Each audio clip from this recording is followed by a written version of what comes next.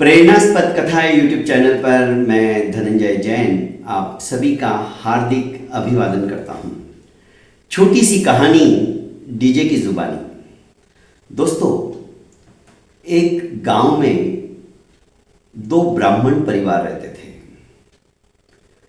दूर के रिश्तेदार भी थे। एक गरीब था और एक बहुत अमीर था। गरीब ब्राह्मण की पत्नी बार बार अपने पति को प्रेशराइज करती थी कि तुम कुछ कमाते धमाते क्यों नहीं हो, तुम्हारे पास उससे कुछ कम ज्ञान है ऐसा नहीं है, उससे ज्यादा तुमने पढ़ाई की है, उससे ज्यादा मंत्र तंत्र यंत्रों के तुम साधक हो, कई सिद्धियां तुमने प्राप्त की, फिर हमें ऐसी दरिद्रता का सामना क्यों करना पड़ रहा है। ये ब्राह्मण अपनी पत्नी को समझा समझा कर थक चुका था। कहता था कि सब कुछ कर्मों का खेल है। मैंने जरूर कुछ पूर्व जन्म के अंदर ऐसे कर्म किए होंगे जो आज इतना सब कुछ जानकार होते हुए भी हम लोग दरिद्र हैं, हमें खाने के भी लाले पड़ते हैं। पर तुम देखा देखी होड़ मत किया करो, हमारे भी दिन एक दिन बाद अच्छे आएंगे। चक्र है भाग्य का, वो कब पलटेगा बोल नहीं सकते। पर पड़ोस की ब्राह्मणी जो कि अमीर थी, कभी नई साड़ी कभी नए गहने, जैसे ही लाती तो इसको चिढ़ाने के लिए उसकी बातें पर्याप्त थी। और ये कम बुद्धि वाली आकर अपने पति से झगड़ा करती। ऐसे ही एकादशी के दिन उसने बहुत झगड़ा किया। इसने सवेरे से कुछ खाया भी नहीं था। सोचने लगा कि रोज रोज की किटकिट से तो मर जाना अच्छा, पर आत्महत्या तो पाप है। और वो भी ब्राह्मण यदि आत्महत्या करेगा तो समाज में क्या मैसेज जाएगा। इससे तो अच्छा मैं जंगल में जाता हूं और जंगल में कोई ना कोई जंगली जानवर, शेर है, चीता है, ये मुझे खा लेंगे, उनकी भी क्षुधा का उपशमन हो जाएगा, उनकी भी भूख मिटेगी और मेरा भी सोचना आसान हो जाएगा। मैं कराल काल के गाल में आसानी से चला जाऊंगा, किसी को यह भी नहीं रहेगा कि मैंने आत्महत्या की। जब इंसान मरने की सोच लेता है ना, तो उसे डर नहीं लगता है, वो भयभीत नहीं होता है। ये सोचकर ये चल दिया जंगल में। जंगल में ये सीधा पहुंच गया शेर की गुफा के बाहर। उस समय शेर प्रगाढ़ निद्रा में सो रहा था और शेर का जो प्रधान था वो था मानसरोवर का हंस। वो पहरा दे रहा था। जब मानसरोवर के हंस ने ब्राह्मण को आते हुए देखा तो सोचने लगा, आज एकादशी है और उसमें भी ये ब्राह्मण शेर की गुफा के पास आ गया। यदि शेर जग गया ना तो इसे खा डालेगा, क्योंकि हिंसक प्राणी, मुझे इसकी जान बचानी है कुछ भी करके। क्या करूं, उपाय सोचे जा रहा था पर समझ में नहीं आ रहा था। आखिर उसके दिमाग में एक आइडिया उत्पन्न हुई। उसने जोर जोर से चिल्लाकर शेर को जगाया। अरे जंगल के राजा, आज तो आपके भाग्य निखर के आ गए हैं। आप जैसा भाग्यशाली कोई नहीं है। आज एकादशी के दिन स्वयं ब्राह्मण देवता आपको दर्शन देने के लिए आए हैं। अरे इनके दर्शन मात्र से भी आपके जन्म जन्मांतरों के पाप कलिमल सब नष्ट हो जाएंगे। आपको पशु की योनि समाप्त करके अगला जो जन्म मिलेगा वो देव का जन्म मिलेगा। आप देव बन जाओगे। ऐसा मौका कभी जिंदगी में वापस आने वाला नहीं है। तो आप कुछ दक्षिणा में इनको देकर, इनका वंदन कर, इनका सत्कार सम्मान करके इनको वापस विदा करो। आज तो एकादशी के दिन आहा कितना अच्छा मुहूर्त, और स्वयं ब्राह्मण देवता आ रहे, इससे बढ़कर और कोई पुण्य नहीं हो सकता। आपके तो भाग्य जग गए। शेर ने दहाड़ मारकर अंगड़ाई ली और उठा। उसे हंस की बात में कुछ सार महसूस होने लगा।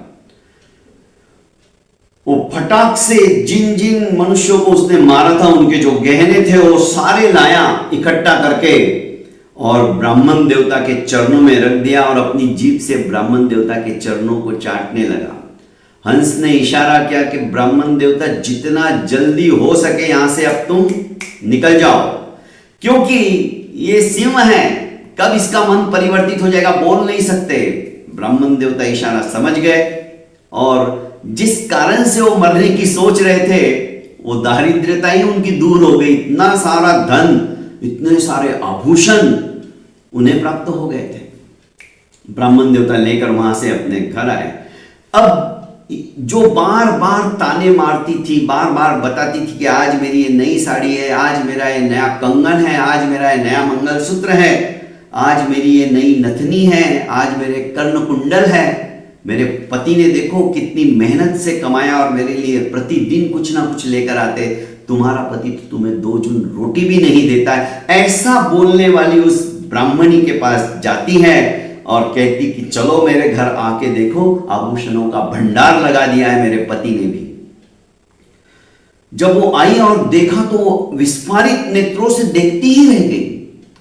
सोचने लगी, ये इतना सारा तुम कहां से लाई? तुम्हारे पति ने क्या जादू किया?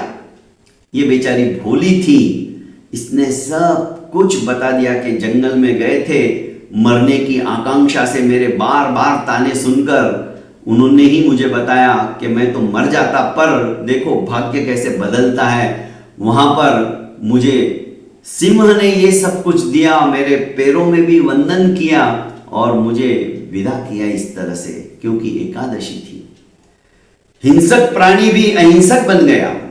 ये सुनते ही ये अपने पति को कहने लगी कि अगली एकादशी को तुम्हें उसी जंगल में जाना है और उस शेर से सब कुछ इस तरह से ही लेके आना है। ये बेचारा क्या करता, मजबूरन इसे जाना पड़ा, पर डर रहा था। पर अब चेंज हो गया था समय, क्योंकि अब प्रधान हंस नहीं थे, कौवा थे। कौवा राजा बैठा था और उसने दूर से ही ब्राह्मण देवता को आते हुए देखा तो आहा मजा आ गया। आज तो शेर को जगाकर शेर जब इसको नोच कर खाएगा तो बचा हुआ कुछ मुझे भी खाने को मिल जाएगा।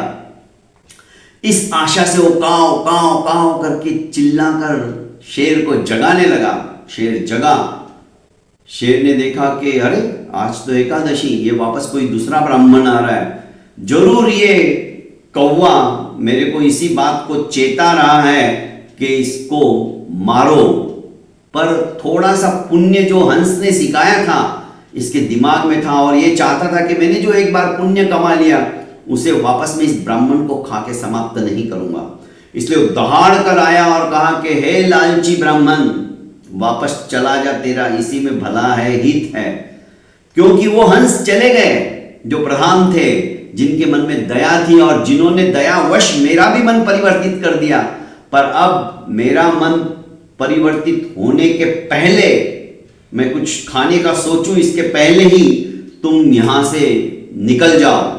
जैसे आए हो वैसे उल्टे पांव से भागते हुए निकल जाओ, क्योंकि अब प्रधान हंस नहीं, मन को कलुषित करने वाला कौवा है।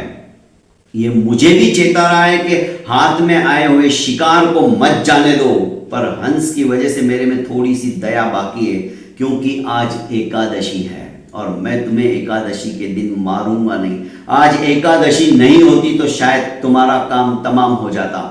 इतना सुनना ही था कि ब्राह्मण भागा भागा सीधा अपने घर पे आके ही रुका और कहने लगा, आज के बाद मुझे कभी भी जंगल में मत भेजना हो। तो अच्छा हुआ कि इस ब्राह्मण की वजह से और उस हंस की वजह से सिंह का मन थोड़ा सा भी विचलित नहीं हुआ। उन्होंने दया की भीख मांगने के बावजूद भी मुझे बख्श दिया, मेरी जान नहीं तो आज चली जाती। दोस्तों, कहानी छोटी सी है, पर कहानी इस बात की हमें शिक्षा देती है कि जिंदगी के अंदर कभी भी लोभ लालच मत कीजिएगा। जितना मिला है भगवान की दया से उसमें संतुष्ट रहिएगा, क्योंकि सब कुछ यही छोड़ के जाना है। और भगवान ने भी यही कहा है कि तुम पेट भरो, पेटियां मत भरो। और आज हम पेटियां भरने में लगे हुए हैं।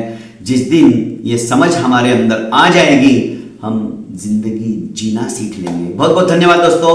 प्रेरणास्पद कथाएं यूट्यूब चैनल को आपने अभी तक लाइक, शेयर एवं सब्सक्राइब नहीं किया है तो कर लीजिए, और ज़्यादा से ज़्यादा अपनों को शेयर कीजिए। प्रणाम।